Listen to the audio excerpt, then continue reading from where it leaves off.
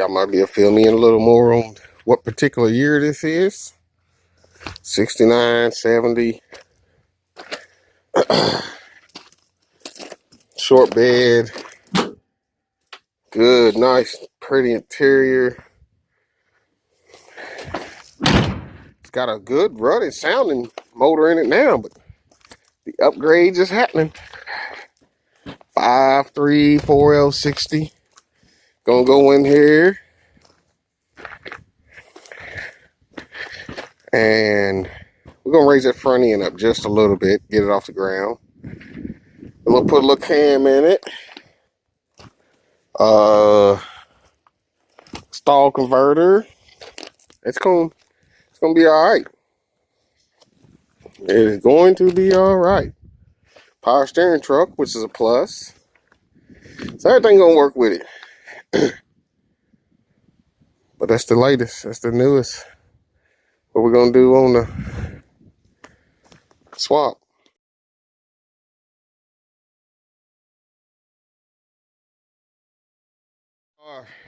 Working on the 68. Got the hood off. Motor's coming out. I just copped a nice setup as far as the harness goes. So it's plug and play. I don't have to do much to it, which is excellent. Where I'm at right now, I'm gonna go ahead and pull radiator,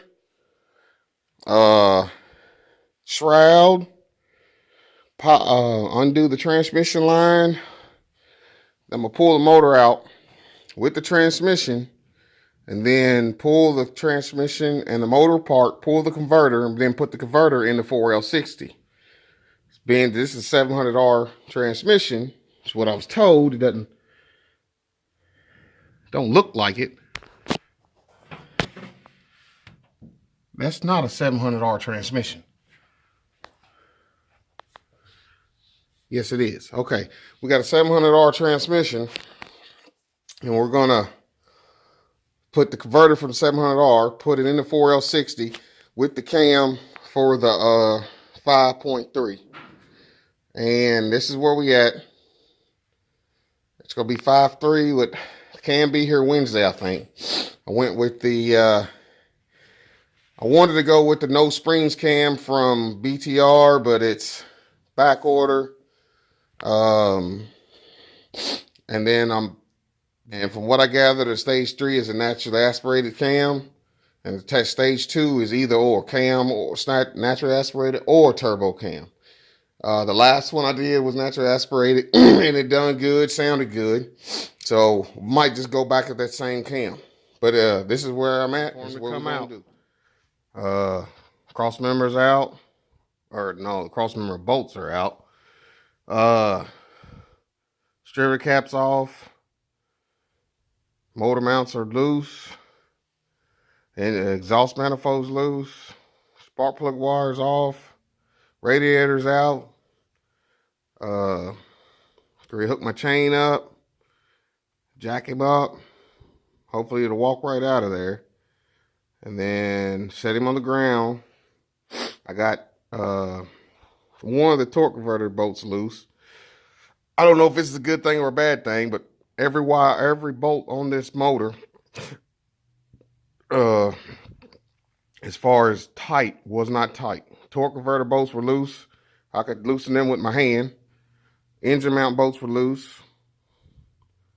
Only things that were tight was the radiator right here, mount bolts. These were tight. And your radiator hoses were tight. But most everything else was loose. I mean, loose to the point to where you just barely hit it and it come out.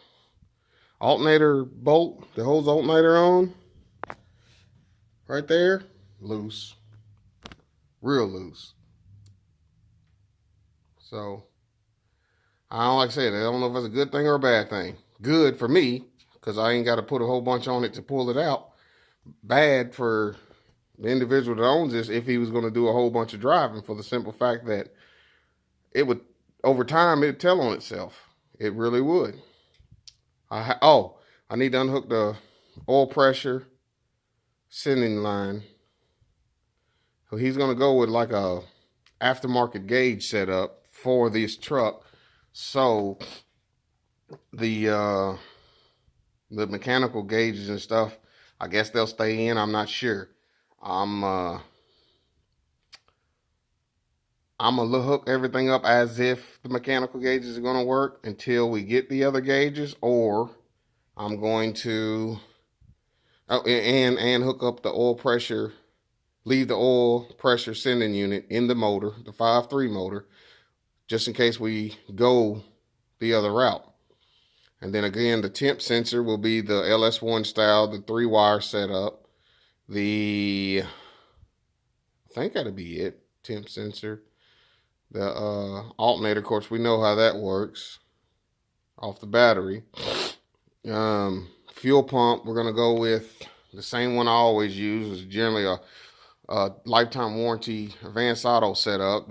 That is I got one over here somewhere. I know it's right here. Now, this is MSD. This is MSD setup. It got trash in it. It may be still good. I'm not sure. I don't want to use it on this because it's not mine. I don't want to do that. But it got some trash in it. But this is where we're at. Once I get this motor sitting on the ground, I do have the other motor ready to go in, other than cleaning it up and painting it. And I'm gonna do a test fit first. Test fit, because I know that the truck pan's probably gonna sit too low, and I'd like to go with the muscle car pan because I'm access to that's pretty quick. You know, I can get a muscle car pan pretty fast. Versus the LS1 pan, might not be able to get it so soon. And then I'm also using I was going to use the slider plates, but I ended up getting the 3-hole style because, you know, I did a little reading on them. They're saying the 3-hole style will work with this. So if the 3-hole style don't work far as the adapter plates go on the motor mounts, I will be getting the slider plates, and I'll go with whatever works to where I don't have to do anything to the drive shaft. Drive shaft is brand new, so I don't want to do anything to that.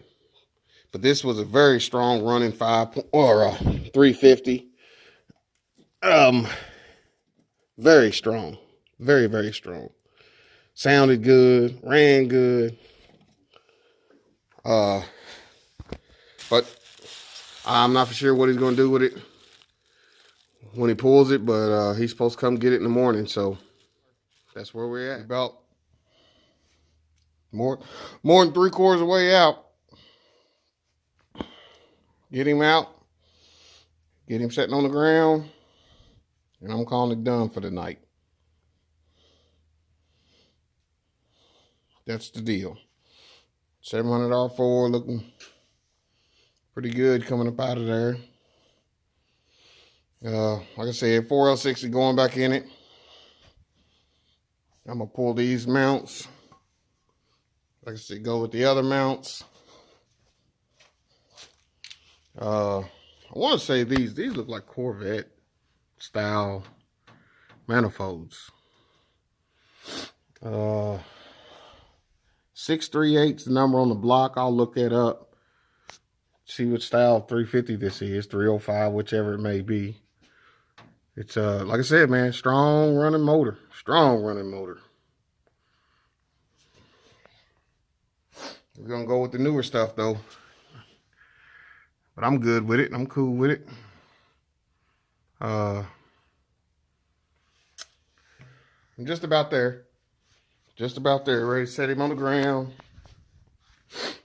Get him out, set him on the ground, call it evening.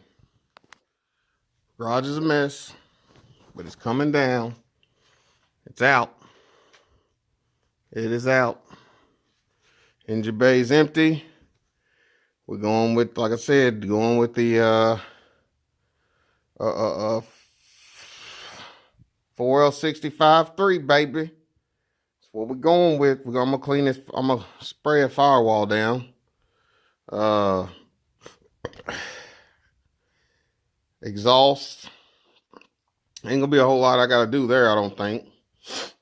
And like I said, I left the cross member in, and that actually helped me get the transmission out. As far as I know, The 4L60, I hope, bolts right to it. If it don't, then I'll slide it back, slide it forward, whatever, drill new holes, whatever the case may be. My concern is the drive shaft. I don't want to have to move the drive shaft. It's brand new, don't want to have to cut it. Nothing like that. If anything, if I have to, I'll do some scrounging around, see if I can find one and make it work. But again, that one there, I'm not going to do anything with it. As far as cutting it or anything like that, no. I'll get one made or something before I do any of that.